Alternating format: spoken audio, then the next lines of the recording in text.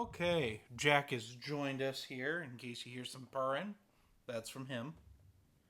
We're talking more Colossal Tomb Raider from the second Colossal Tomb Raider, as well as the third archive. We're talking about issues 35 through 37, and this is called like the Black Legion or something like that. I don't know. Basically, Lara is teamed up with a guy named John Not Afraid, a Native American. I don't know if this is a joke or what, but that's easily one of the dumbest names I've ever heard in this series. Um, they're going after this gold mine that also has like this evil power with it that corrupts people that find it.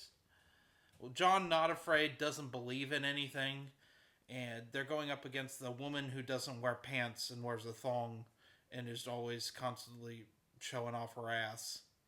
Also, Lara spends half of this storyline in either her underwear or a bikini.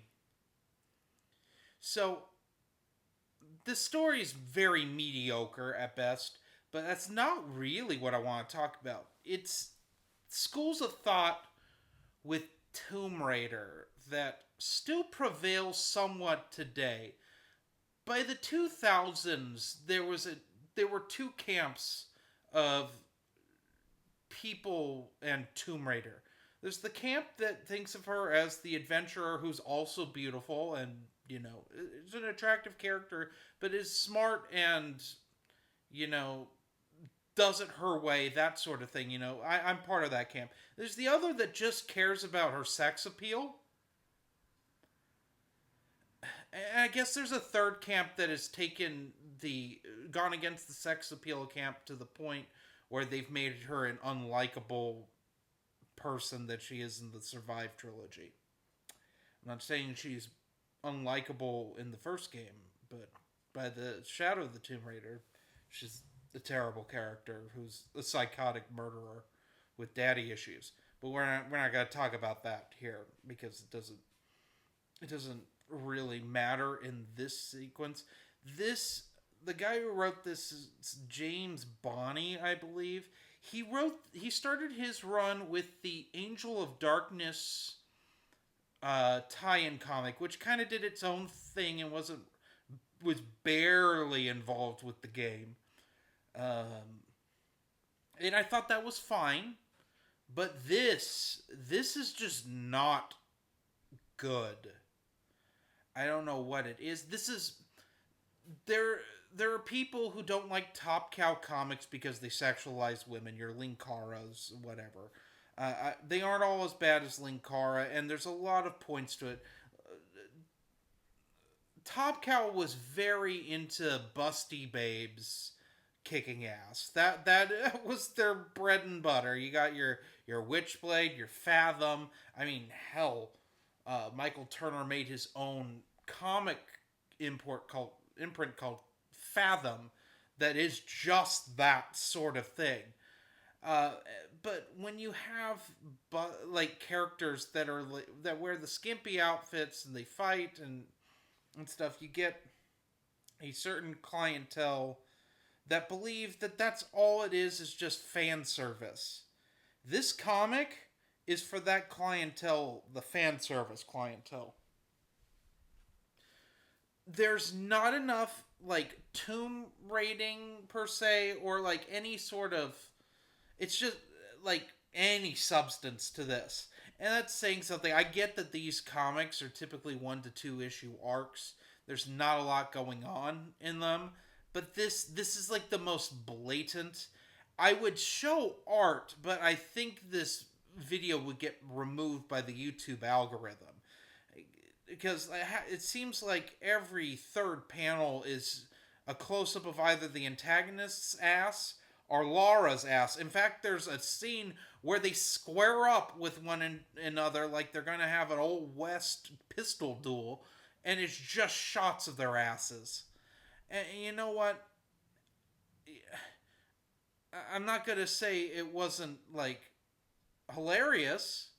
It, there's a certain part of my lizard brain that appreciates booty and breasts, but I want that, and I want a good story with it. Like, come on, like, can we have both? We've had both pretty much up until this point. It's like I know we're in the last 15 issues of this original run of Tomb Raider. I get that, but at the same time, I don't like that we've just given up and we're just going straight to fan service. John Not Afraid is not really a character at all. In fact, you could have not even had him in this. He really didn't add all that much to these 3 issues. Overall, what did I think of these 3 issues? They aren't good.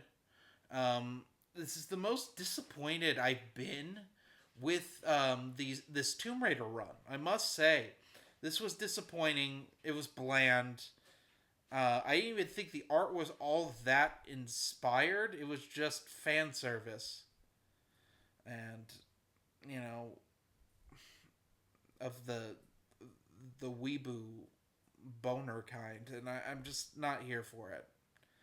I mean, I there's a little part of me that doesn't mind it, that thinks that's like a bygone thing because it's really they don't really do that too much anymore with how society is now. This isn't acceptable, and I get why these went out of print for a long time because this it's a miracle this even got reprinted.